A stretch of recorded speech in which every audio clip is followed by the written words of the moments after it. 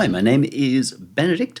This is episode 7 of Effective Music, and I think this is probably going to be the last. I was considering doing some extra things, but they were things that I've covered before, and to be honest, I do get a little tired of covering the same thing over and over again. I know that's one of the YouTuber things, but I don't set myself out to become a famous YouTuber. I'm not opposed to that happening, and believe me. But I'm not in the game of being a famous YouTuber. I'm in the game of making music, particularly in this scenario, in the game of helping other people to make their music, and that's not for free. It's my role as a mix engineer, a record producer, is not to be, handing people because you can't. It's in here. You can approach any great producer and sort of say, "Oh, well, tell me the 10 tips that I've got to do," and they're probably, if they're being brutally honest, like, hire someone. Because the thing is, they have what it takes inside them, and if you don't have what it takes inside you, you should be hiring a specialist. This is why we don't design our own cars before we wander down the car yard to buy it, because we want somebody who's a specialist to actually design it and make sure that they're using the right kind of super glue to keep the wheels on, lest we die. Alrighty, so this will be the last one. We are looking at genre here, but we're going to look at this differently. So bear with me, because this is incredibly powerful stuff, but very easy to throw away. And I will be looking at and distilling a lot of the mistakes that I've seen made that cause people to fail over and over. And nobody wants to see this or hear this, because they just want the 10 tips and tricks that you tick these boxes and you will be golden. But look at people who are following these. How many of them are golden? How many of them are names that you know? I'm relatively confident to gamble that the answer is effectively 0. So why keep going down that path? You've got to do something radically different. You've got to take a different approach. Now, the approach that I'm putting forward may seem radical, but it's actually so radically the old-fashioned way of doing it, because the old-fashioned way of doing it is what gave us Elton John, Prince, Billy Joel. Even a lot of the more modern names are still actually based in the fundamentals that gave us freaking Mozart. So let's be a little bit more open-minded and give ourselves a fighting chance. All right, speaking of support, please support me over at Ko-fi. If you're not actually going to directly hire me, I'm giving you an immense amount of value here. I'm allowing you to see into the process that is used by successful people. Whether my name is famous or not should be irrelevant here. This is the process that worked for everyone from Mozart through to actually Taylor Swift. There's still basically the fundamentals in there, even if she may not personally know them. So please, support. By supporting me, you're actually supporting yourself, because if you don't commit something to this of value from yourself, you're not prepared to sacrifice, you will get nothing back. The things I was going to consider doing next was mixing. I'm not going to do mixing. As I said, I get a little tired of the retreading the same ground. If somebody's paying me for it, of course. If I have a student come in, or if I have 10 students come in, then obviously I'm retreading the same ground, but they're paying for it. So mixing, I'm simply going to say I have a 5-step mixing process and a video about that. Go get that. But you should not be getting into mixing before you have something worth mixing. Again, you talk to any record producer about mixing, they're going to say, "Dude, what have we got?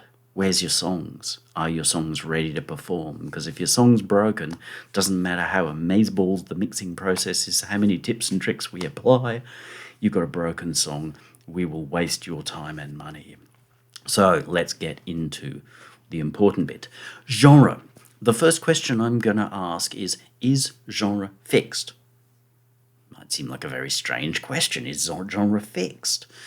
The reason I've come up with this question as the approach to begin with is because we need to do a lot of breaking down. You spend time in groups and forums and all about how to be successful, how to master your DAW and all this kind of stuff. And you see so much stuff about genre this, genre that, and I'm constantly having people inbox me. I hate that term. Reaching out, going, can you teach me how to genre? They're not asking, can you teach me how to make music? They're not asking me, can you help me get better at my music? They're asking me, can you teach me how to genre? And it's always genre X. And I'm not keen on taking those students. It's not that I'm not keen on taking students, believe me, I'm keen on that. But the reason I'm not keen, and I push those people back at that point, and I ask them to either learn the basics, either with me or somewhere, or to present me with their existing material so that we can look at helping them. I kind of never hear from them again, and fair enough. But the problem is that they are going thinking that genre is fixed, and that if they can just learn genre tropes, keys, memes, essentially, that they'll be able to make Uilleann tunes. And the problem is it doesn't work. Again, like I say, you follow the 10 tips and tricks video and you get it perfect. And what do you get? You sure don't get to punch Taylor Swift in the face at the Grammys, because you're not at the Grammys, because your music hasn't worked out. So we've got to take a different process. Genre is, as I've said earlier, it's lipstick. And if you don't have a pretty girl, it won't matter how much lipstick you smear all over her face. You're never going to have a pretty girl. So what you've got to work out is, okay, what makes a girl attractive? Okay, being born a Kardashian may be a help, but the reality is you take the veneer off the Kardashians and they are generally not that attractive. It is lipstick. But you cannot, to use the common industry term, polish a turd. And a lot of people are obsessing over turd polishing. Even might post the can't polish a turd meme. We gotta stop this because it doesn't work. It doesn't work out. There are people posting semi-polished turds and wondering why it's not working out. They're not posting something compelling.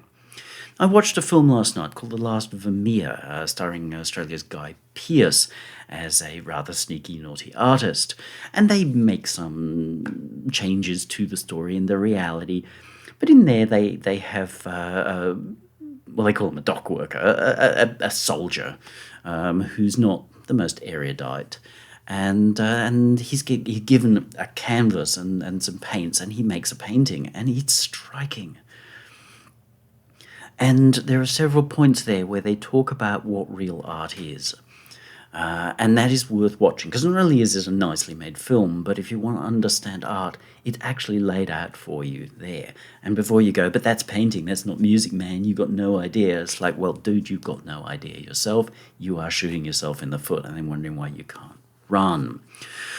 So, genre is not what defines a song. It's easy to think, you put on Iron Maiden and you go, yeah, metal. Up the irons.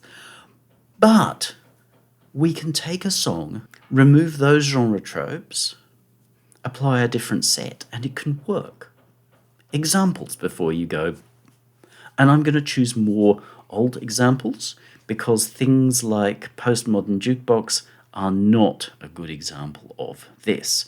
They are just a good example of woke, bearded hipsterism. They're not good. If you like them, that's your business, but it's not what I'm going to call fundamentally good. So, off the top, Walk This Way. Walk This Way! It had a massive genre-breaking redefinition as they redid the song. Aerosmith redid the song with Run DMC. Run DMC took the reins and they worked in with them. I think it was a new vocal from Steve Tyler, but nonetheless, it's a radical rework of the song, whilst the song really doesn't change that much at all. So that's a really clever, clear, simple way of saying, hey, a song is not its genre. If you don't know these things, they are all able to be YouTubed. I can't put them in here or this video will be canned. I am not going to run that chance. So, Walk This Way, the Run DMC version, which has Aerosmith. You hear a song which moves backwards and forwards, and the video plays on this with the guys in two different bedrooms. A personal favourite, but a fan fave, the Joan Baez, so hippie song Diamonds and Rust, as redone by Judas Priest. While they don't turn it into a Screaming for Vengeance, it is put into a early blues metal format, and fans love it when that's played at concerts. They're listening to a hippy-dippy-drippy song by Joan Baez, and it's wonderful. There are some changes made to the song. I think they dump a whole verse, but nonetheless, that has a song that has been moved sideways. An absolute favourite from when I was a kid, and it took some time for me to realise it was a cover. Gloria Jones was the first singer of an Ed Cobb song called Tainted Love. It didn't actually sell. Somebody else did it and it didn't sell, and then it sold, well, when Soft Cell redid the song in the early 80s. Their version of Tainted Love is now the definitive version of that song, but it moved genre. Interestingly enough, Soft Cell were big fans of 50s, 60s soul, so in some ways it didn't move much at all. But at the same time, the lipstick, the veneer over that song of the Soft Cell version is really very different. So that's a great example of a song that's moved genre, whilst the strength of the song is unchanged, well, if anything, possibly improved, seeing they had a big hit with it, and it still echoes today because I've heard some modern song on the radio which is stealing bits and pieces of that. Another one, I don't know how successful this was everywhere, but it was definitely huge in Australia on the radio all the time. Ronan Keating had a hit with Garth Brooks's If Tomorrow Never Comes. Most Ronan Keating fans did not realise they were listening to cow and tree music. They were like, oh wow, this is so cool, this is so modern, this is so... Yeah, it's country music, it's Garth fucking Brooks. Way to mess with people. So a country song turned into a sort of modern soul kind of song. And you know what? There wasn't the only people that did it. Ronan probably did it based on, I think it was Boys to Men did a John Michael Montgomery song. So early homey street soul kind of thing. Country music. There were quite a few of those that were taken out of country and turned into the complete opposite of country. Again, it's because of the strength of the song. The song is not its genre. A genre is just a veneer that's laid over. So my point here... Oh, and one more example, an absolute favourite example. 9 Inch Nails had a song called Hurt. Didn't bother the charts at all. Johnny Cash took that song and turns it into something even more gut-wrenching than the original.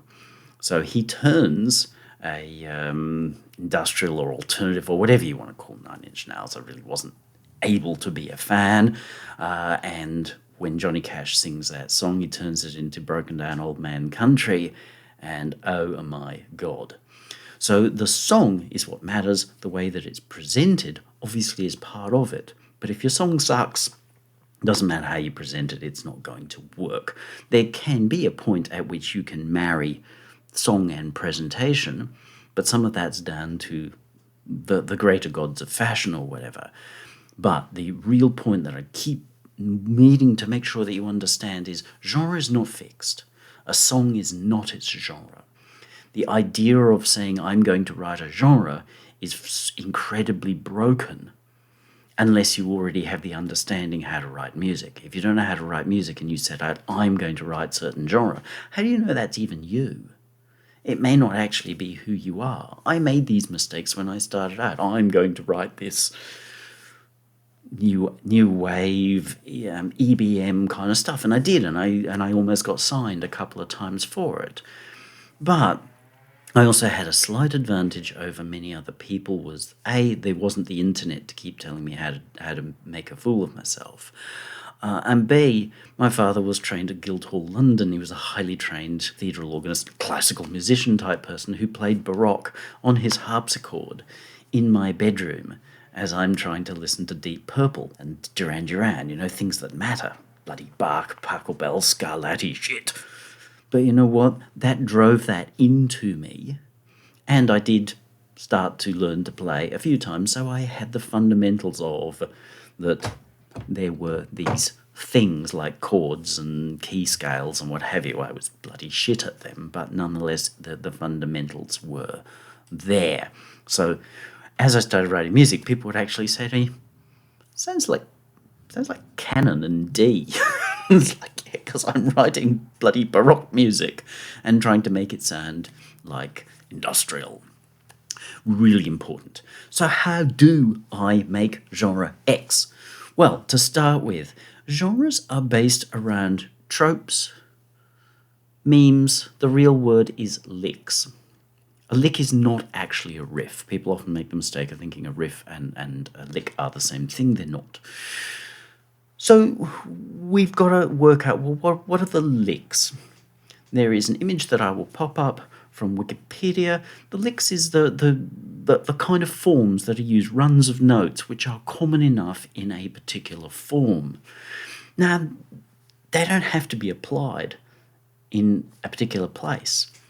The Cure's Close to Me. Cool song, great video, then we're stuck in a wardrobe. Keep watching, listening to the whole song. What happens towards the end?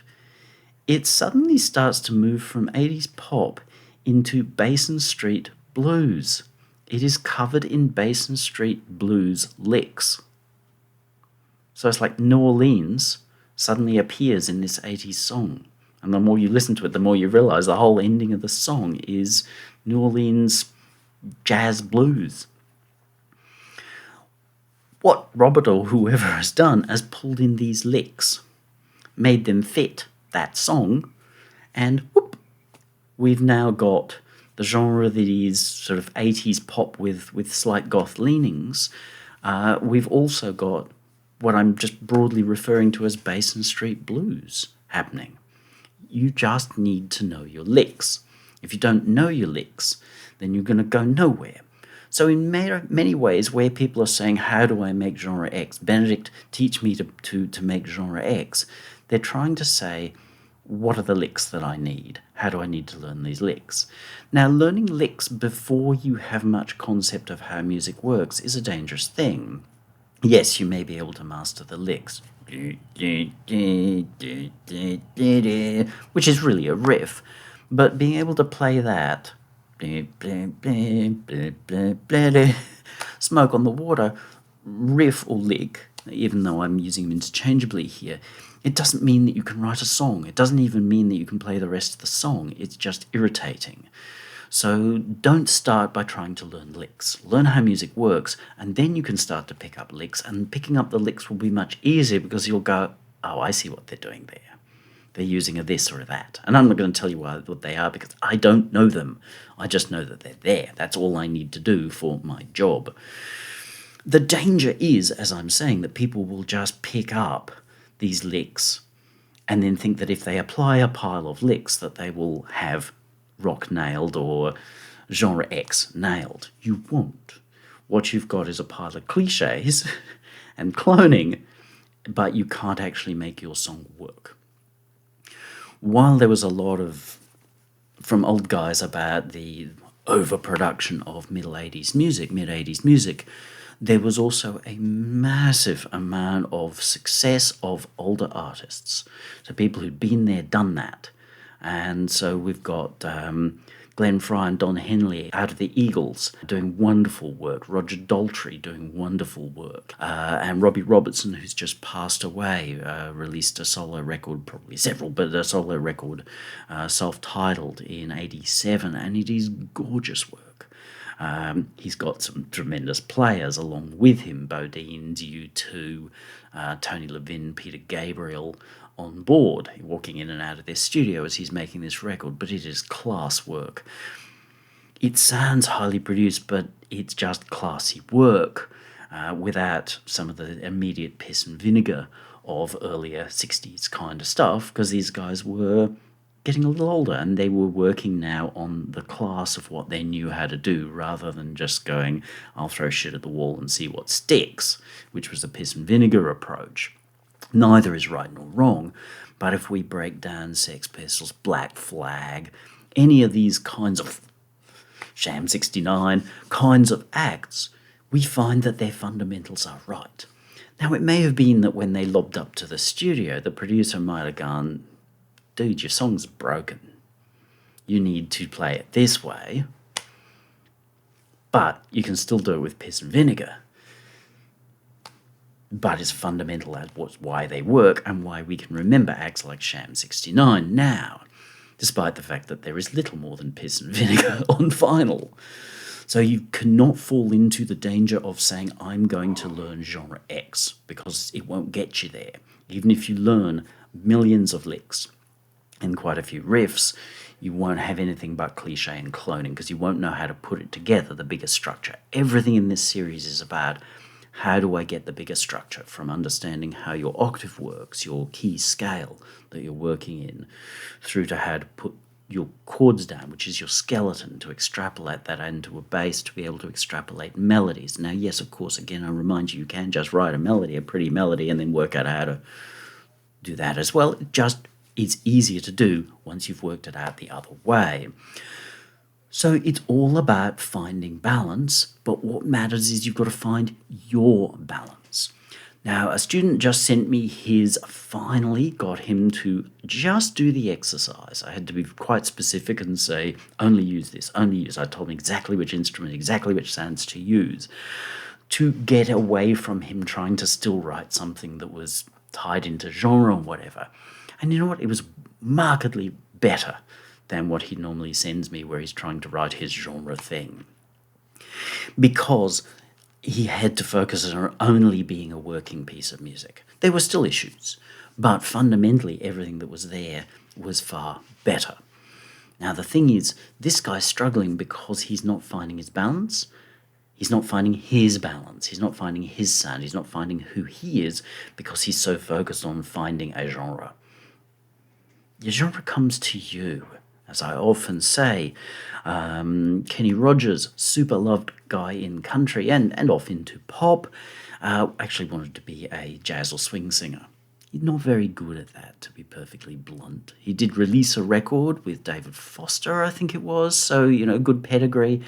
The record's pretty flat. There's no Coward of the County on that one. His genre found him. His place found him. You need to let your place find you.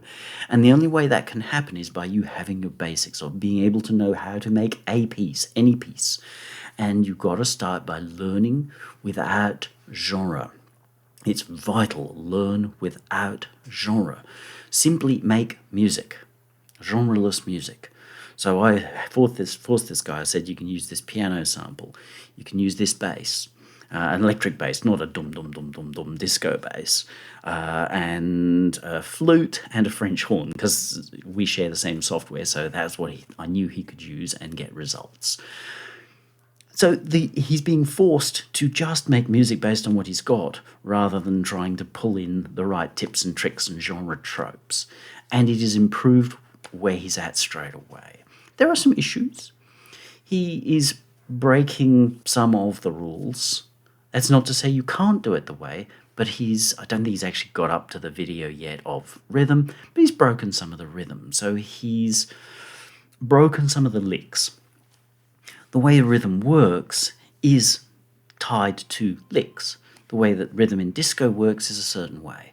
The way that rhythm works in EDM is a certain way. If you don't follow that, then obviously you end up with a different result. So that's the licks. But if you don't follow the structure of how music works, then you can't work out how to make a lick. You can't work out how somebody else's lick works or why. So it's really important. So you learn your licks, don't cheat. Again, earlier I pointed out you don't want to be using here, let me give you this plugin which will do it all for you, MIDI pack or any of that kind of BS.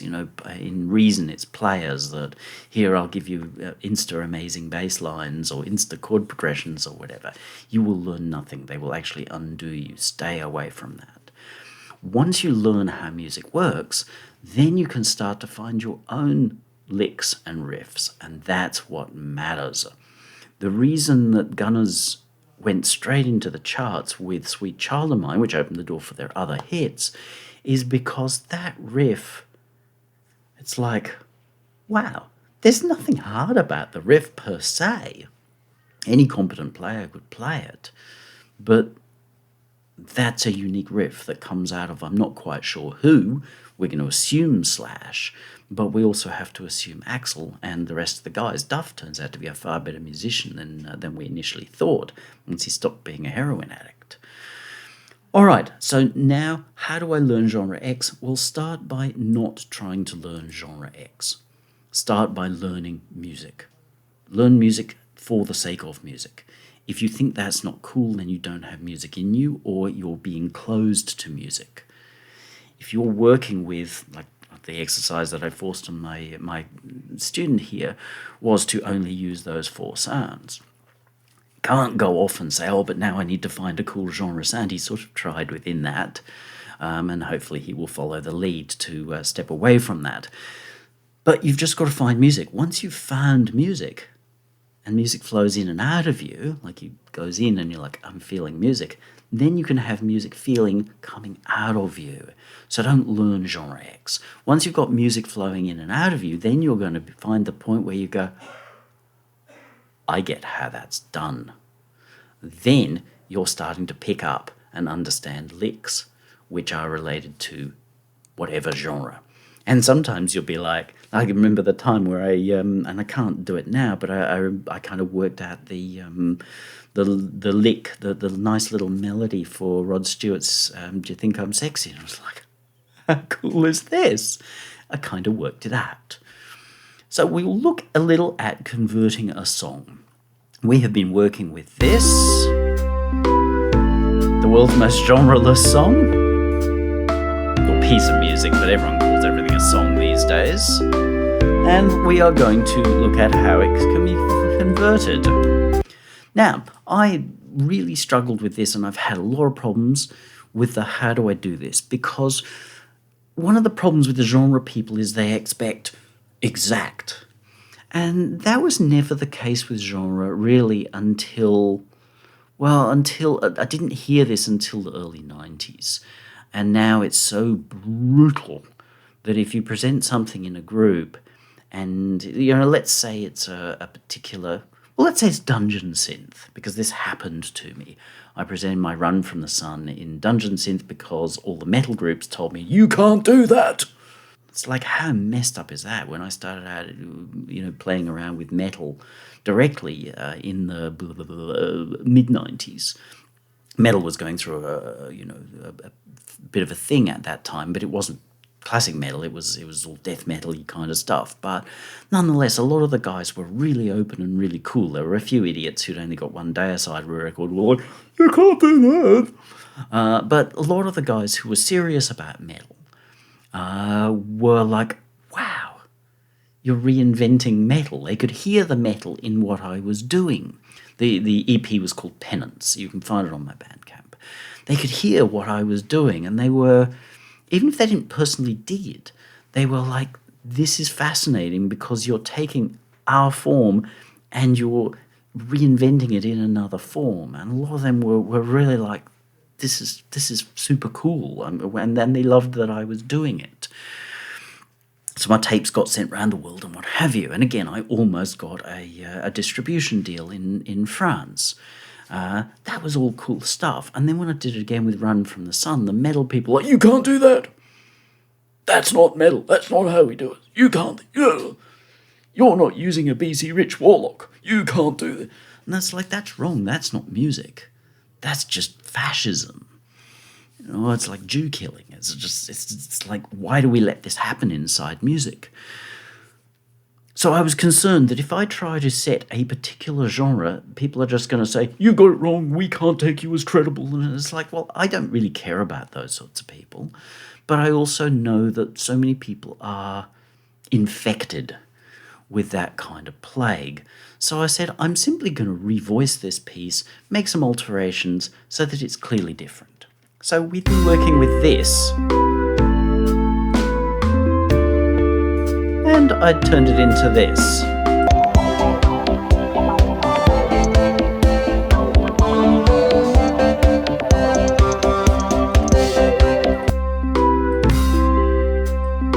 just take this first section.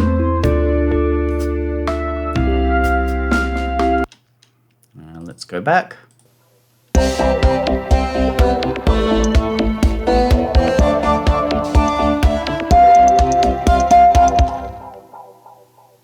Doesn't sound the same, does it? It sounds like, I'm not going to say what genre it sounds like at all. There's some elements and bits and pieces of all kinds of things. I made an EBM bass line, and this is quite different.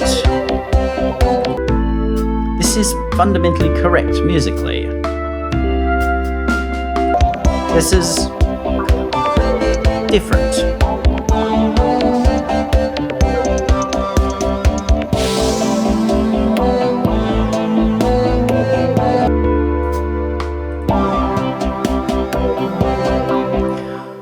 So again, we go back to genre is not fixed. The song is not its genre.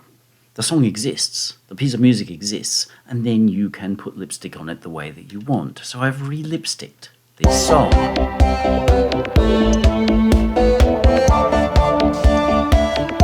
So how did I get there? Well, I can't tell you directly because you need to know.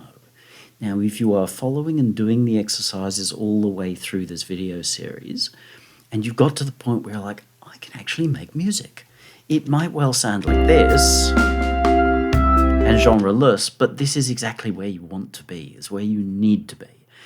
Because once you can make music and you can extrapolate it out and you can go through and make your arrangements, verse 1, verse 2, and what we'll call a chorus thing, and you can have your rhythms and everything is working, and then you can have a different bit and your arrangement, and it can finish nicely and have an intro, and it all works as music, genreless music, but just music. You may think, oh, this sounds a little bit like classical or a little bit like jazz, because they're sort of genreless music. I mean, they're full of pigs who are obsessed with genre and thou shalt not. But at heart, those things are, we might consider genreless music. Then we can just transform. Now, the thing that allows us to transform, that allows me to transform, I can only speak for myself, everyone's going to do it a little differently, but the fundamentals are what I'm interested in. And once you understand and feel the fundamentals and stop worrying about the technical details on the outside, then you can get there. Is that I kind of hear through what is there to what could be. I'll say that again. I kind of hear through what is there to what could be. So you may have listened to a particular song and thought, oh, you could do a cover of that in another genre or another style. Summer of '69, Bryan Adams, Summer of '69, obviously quite a few grungy type bands heard through that to say, oh, we could do that like Green Day. Cool. That's simply changing genre by hearing through what is there rather than hitting the genre feel of what's existing there and going, I can't hear any further. You're hearing the song as just music, genreless music, and going, yeah, we could turn that into this, or we could turn that into that. And I was actually going to set your homework as picking up a song, any song, preferably one that's not in your genre. And I often encourage people to go to old country songs because they're very strong songs. You know, Jim Neighbours or what's his name, Rivers or whatever, and get the MIDI file, whatever. It's not like you have to reconstruct it, just get the MIDI file and put it out in a different form. And there's a massive amount to be gained from doing that, but I'm not going to give that as the exact homework, but there's huge value in that, because in doing that, you have to hear past the, oh, that's so uncool, that's like, you know, like nobody makes music, that's too uncool. It forces you to hear past that and hear the wonder that's in those songs. And if you do this as an exercise, don't choose Johnny Cash, Walk the Line. Because not only are you fucked before you begin, but you're not hearing the song, you're choosing that because you think it's cool. And you've got to choose a song that is kind of, to your genre-addled brain, a little uncool. But you want to be looking at the words and going, I like that song. There is something about this story. I'm happy to tell that story. That's where you're connecting with the song and the music, and then you can pedal that back out in a different form. So what I do is I hear through what is there, which is like hearing through the veneer, looking through the lipstick. You know, you'll encounter girls who are wearing tons of makeup and they can look super impressive. But look through that and go, what's she going to look like in the morning? Is she going to be as pretty, as dramatic, as attractive? If you look through the makeup and go, you know what, that really isn't for me, I'm only taken by the makeup, then it's probably not the one you want to marry. You need to see through. So it's in seeing through that the real key lies. You've got to work out how to do that. But that means that when you're looking at a woman, you're not looking at the makeup.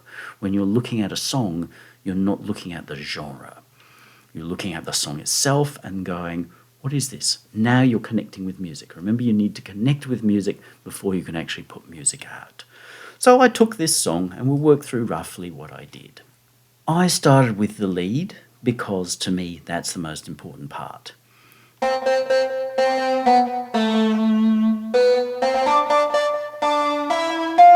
Blanked my patch because you can't work from an existing patch and then just, I'll modify it ever so slightly. That's a losing proposition, so I blanked my patch, so it was just a sine wave. And don't use sample sets to do this. You will die with that. You really will. You've got to up your game. And said, well, okay, what am I going to do? Change the sound a little bit. And I did feel like, oh, maybe I'll have a go at EBMizing this a little bit. But I also tried to stay incredibly open. But I looked at, well, the playing here is not entirely consistent with a genre style. So I chopped it up. I could have used a gapper, but that's not making music, that's poor form. That doesn't mean that you can't get cool things out of it. Like Opus 3's Guru Mother record is covered in it kind of thing, but it's cool. The music in that works really well. It's fundamentally musically very, very nice stuff.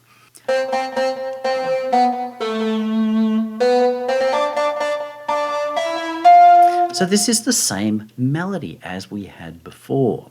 It's just chopped up. We've just changed this rhythmically. So we've put a riff into it. And I've moved some things to sort of off parts of the notes. So we've got some unexpected movement. And so I just went through, did that, and it's like, okay, kind of cool. This is a little bit mixed. And it's like, well, okay, what am I going to do with the next bit? I thought, well, this actually sounds rather nice when it's just softened up. So a little bit of automation to the envelopes.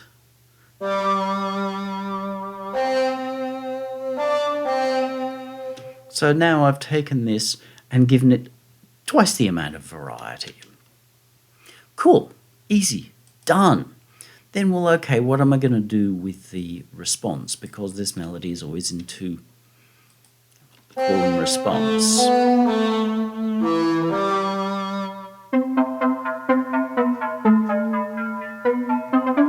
That's a really weird ass sound.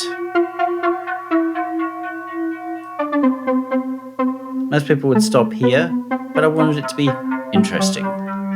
So I added in an effect we're not going to get into because it's not a how-to.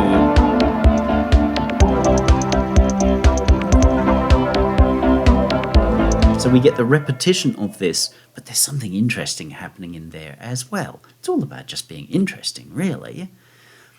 That gave me like, okay, this is the way that this is going to move forward and feel. Had to work out what I was going to do with the chords because they are obviously, well, somewhat central to the piece.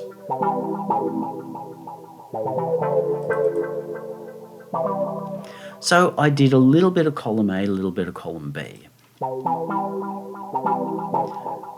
I moved them so they're kind of arpeggiating.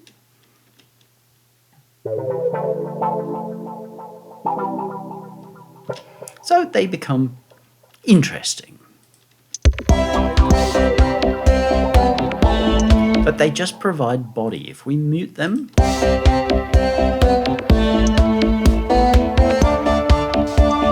it's cool, but it's potentially a little happy. For most people, anyway.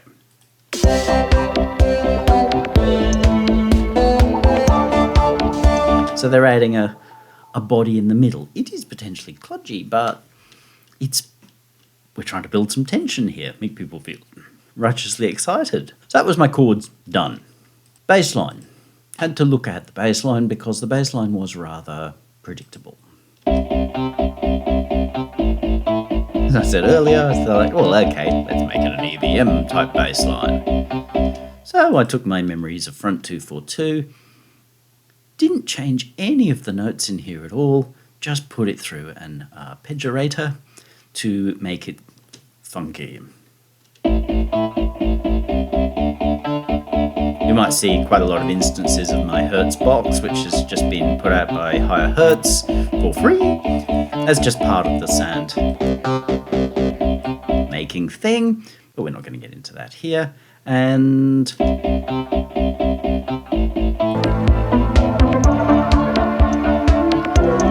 it's providing a pulse.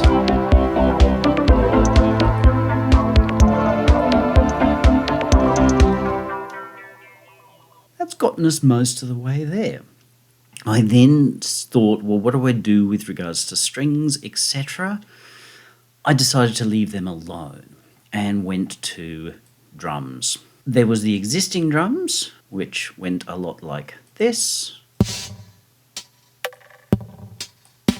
But they didn't sound like this. They sounded... So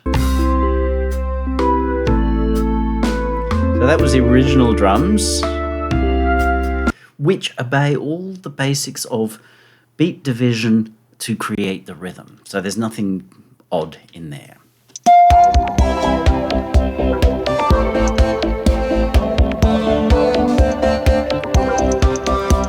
And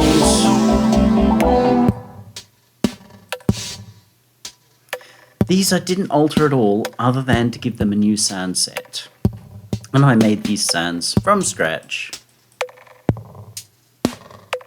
Some of them are essentially the same kind of sound, like the hi-hats are still essentially hi-hats, but the others again made a sort of really early EBM kind of approach.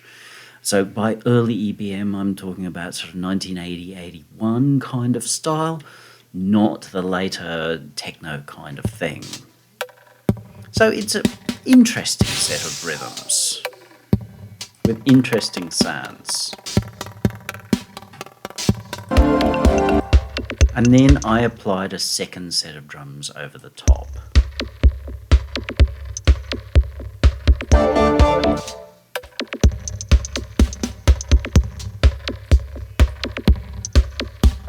If we were to take the rhythm section alone, you hear what appear to be the main drums fall away here, and then just the main drums on their own. And the both of them rolling together.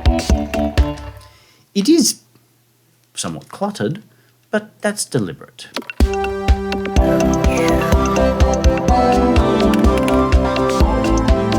Because what matters is not the sounds in solo. It never matters in solo. You should never be making decisions in solo. It's what happens when we put them all together and we get this complex melange of something that I found interesting.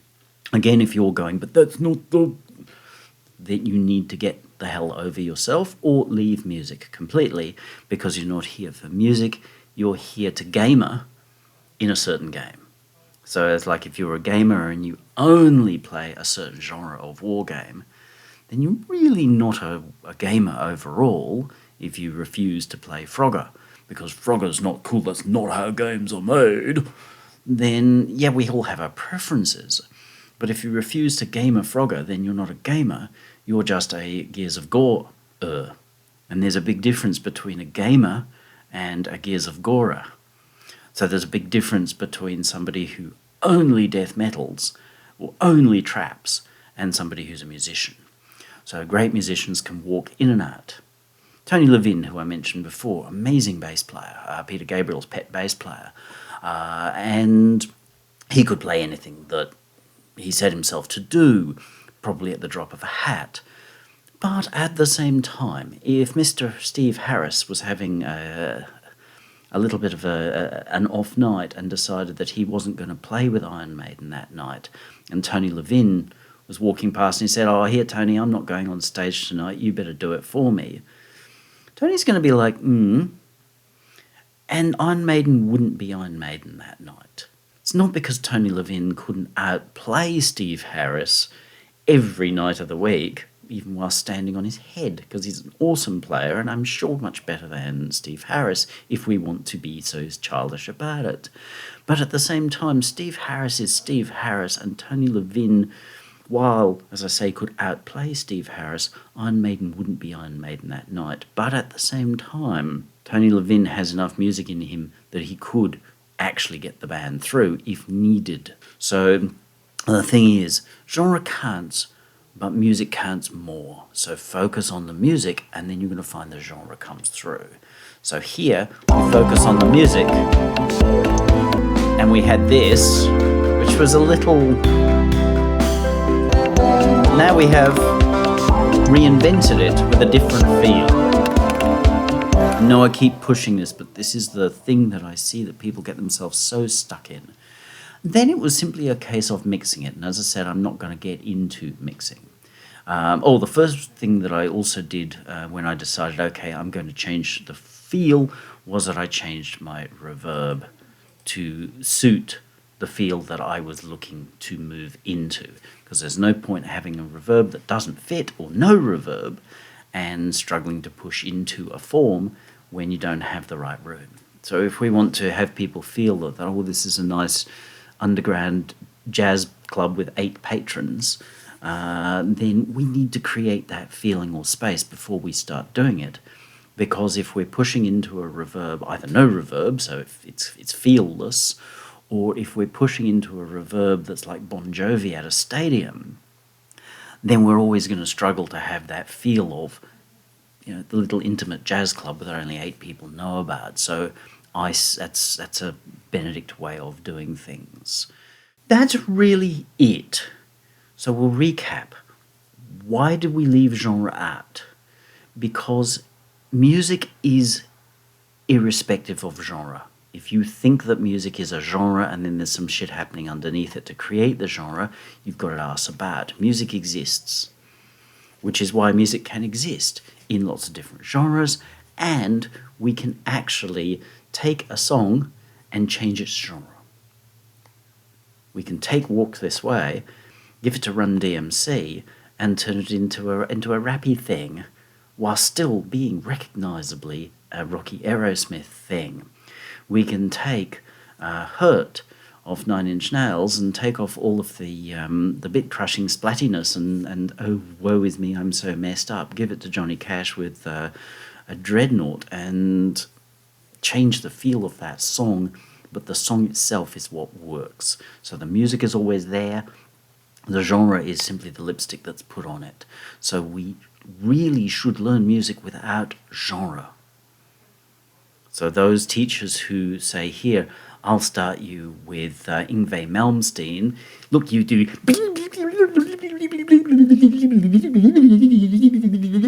Those kids don't go very far. They may learn to be able to do a lot of fast stuff, but when it comes to actually writing a piece of music, their piece of music starts as... and then there's more...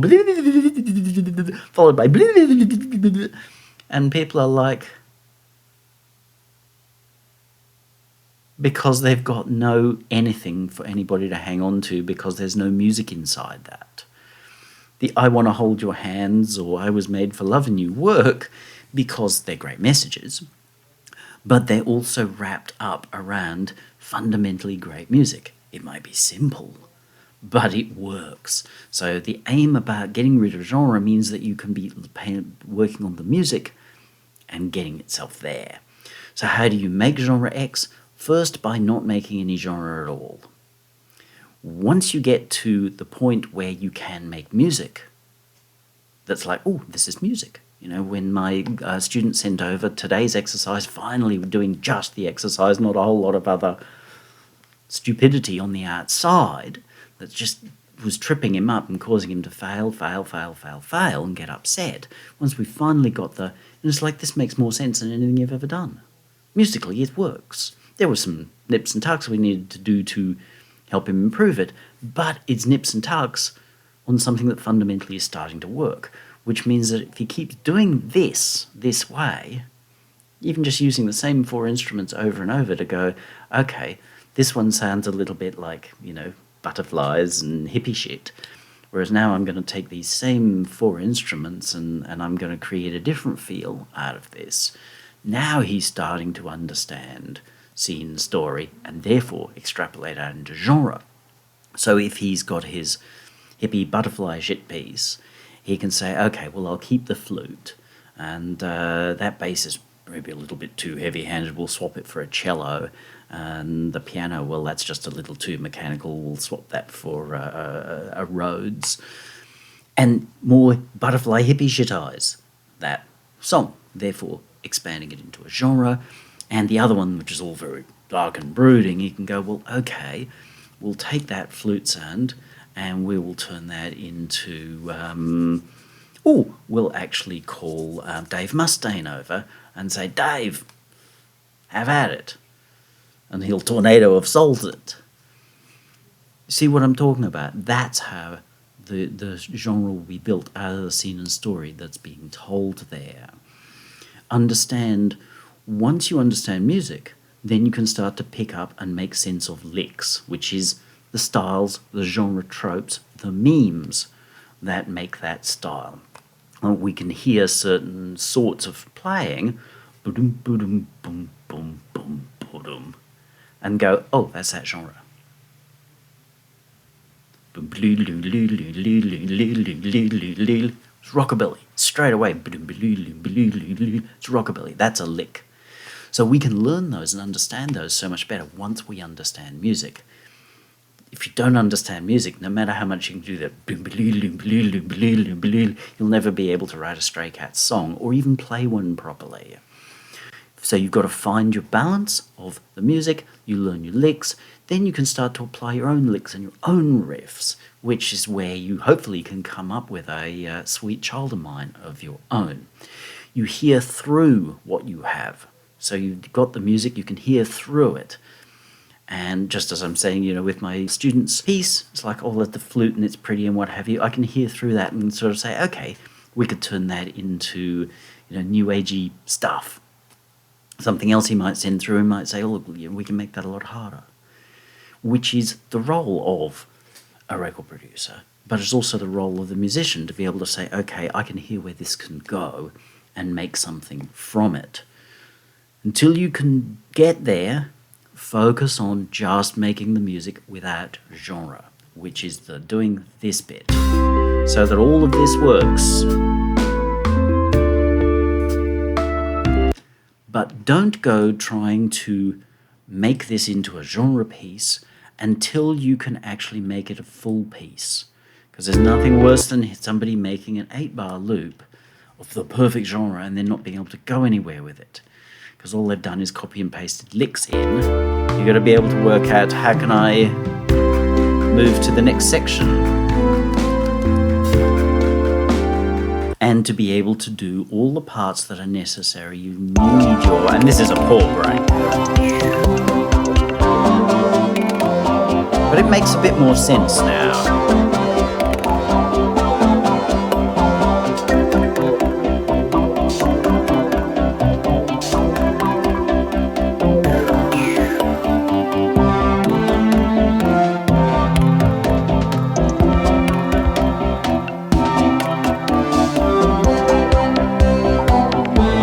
So we need to be able to do all of this in a working manner before we start applying all this genre trope business.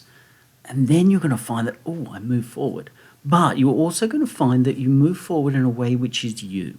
Definably you. My music is very definably Benedict. And I have learnt not to try to make it anything but. Where I say, okay, I'm going to work with elements of metal, so Run from the Sun, then it's very Benedict.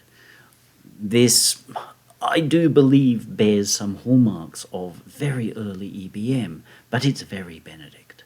But one of the great things with those early EBM acts, and something that I really liked about it, other than the cool mechanization feel, was that all these bands felt very different.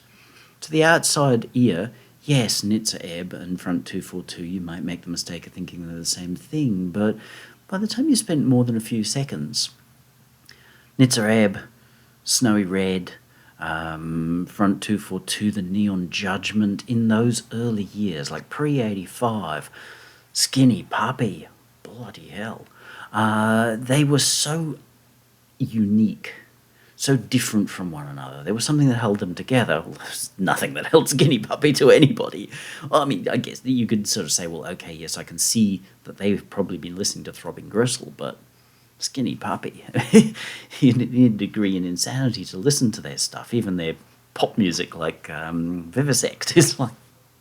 But they found what makes them unique, and they will be remembered forever because nobody sounds like Skinny Puppy. And nobody sounded like Front 242 out of all of the EBM acts that have come after, you know, from having listened to a Front 242 record and go, I want to do that. None of them sound like that. You know, get No Comment or Front by Front. Actually, I listened to Front by Front before I was doing this. I was in the car going to pick up the children's and driving along, and because I'm listening to it a little bit differently from just going, yeah, one you off the target, then I realised how much work there was in there. It's easy from the outside to think, oh, well, this is just really, you know, 4 bars that goes over and over and incredibly mechanical. No way! There is so much movement in variety in every single song on that record that it's like they didn't just program it, you know, oh, well, that pattern on the drum machine and, you know, we're good. Everything is different every single time it comes around. There's enough consistent to keep us going, okay, that's this song. It's not like it's Purple Dishwasher Monkey every 4 bars. But, oh my God, where you think it's the same, it's different all over the place. There must have been a huge amount of time put into either programming it or they simply were playing this stuff. I don't know, because they didn't have the DAW as we have the DAW at the time. They had some boxes, and maybe they were programming everything in, or maybe they were just playing it, possibly quantizing, possibly not. But nonetheless, the amount of work that's gone into those songs, which is why they stand the test of time. They're not just this 8-bar loop that goes over and over and then stops, and you wish you could turn it off, get rid of the radio before you got there. They're really as complex in terms of execution as an Eagles song. So, homework is not going to be to cover a song. Do that if you want, but go back, re-listen to what I said. We're going to stick with what we've got. If you have been doing this course properly, you should have at least one piece, which is like this, that we've been working on, which should have your chords, your bass line extracted from that, your melodies, and your variations. If you haven't got variations, go back, keep learning variation. The more you learn variation, the better you'll be at this music thing.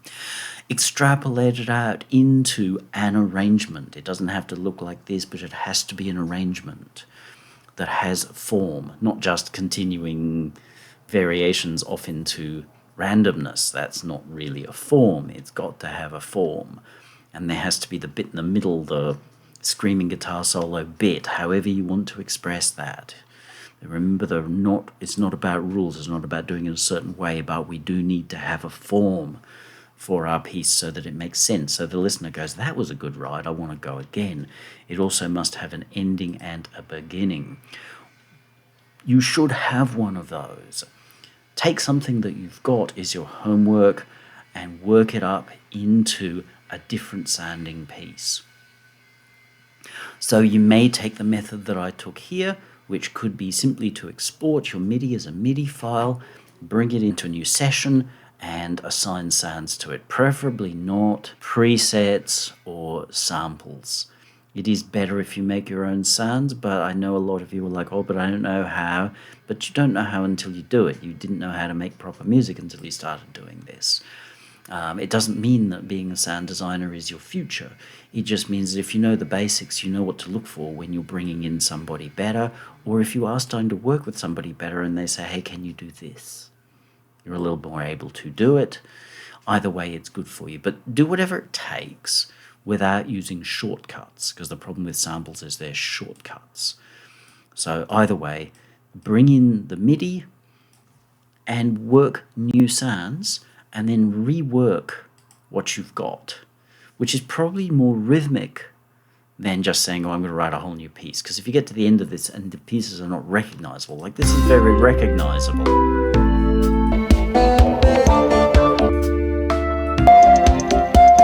Very recognizable as being the same piece. A casual listener on the radio might just hear the genre stuff and go, oh, okay, that's and not realize that it's the same thing. But for anybody who knows the song, it's like, Hey Jude. There's lots of different versions of Hey Jude, which are, got different feels, but every single one of them, it only takes a few seconds to forget, Hey Jude. So you want to keep that in here as well. So revoice it, rework it up. If you've got to add or change little bits to get to where you need to go in terms of what you are seeing through, and sort of saying, okay, I'm hearing just the music here. I think I could deliver this as X, then do so. But don't say, I only like genre X, so it has to come out as that, because you're setting yourself up to fail. Because you probably would be doing it and doing perfect genre X if you could. So it suggests that you probably can't. So it's wiser to say, okay, if I'm listening to this and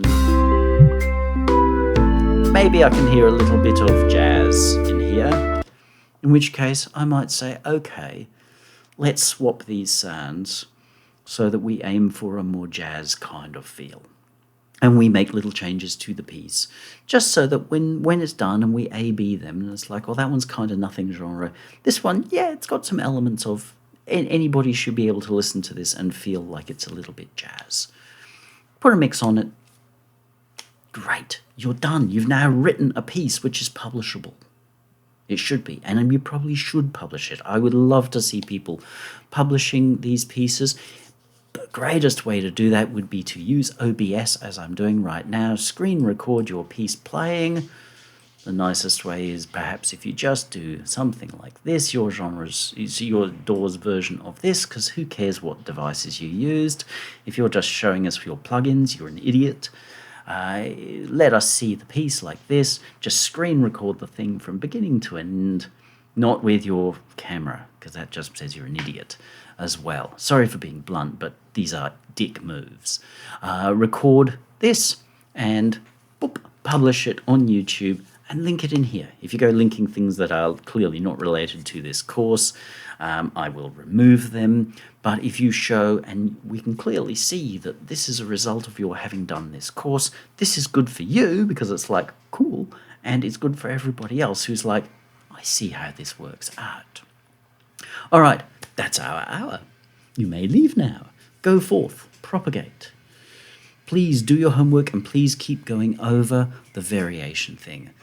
One thing that you learn to do is endless variations will help you solve every problem. When you hit a problem in your music and you go, I get it, it's not genre. It's probably a variation issue. How do I vary what I've got to get from here to there? And once you know how to do that really well, then you could see how I could vary my MIDI notes into that from pretty styleless. Okay. I hope you've enjoyed this. Please remember to support me through either hiring me to help you get your music done, which is either as a teacher or as your mix engineer and or record producer, because it makes a difference. Remember, there are no professional records out there without a record producer.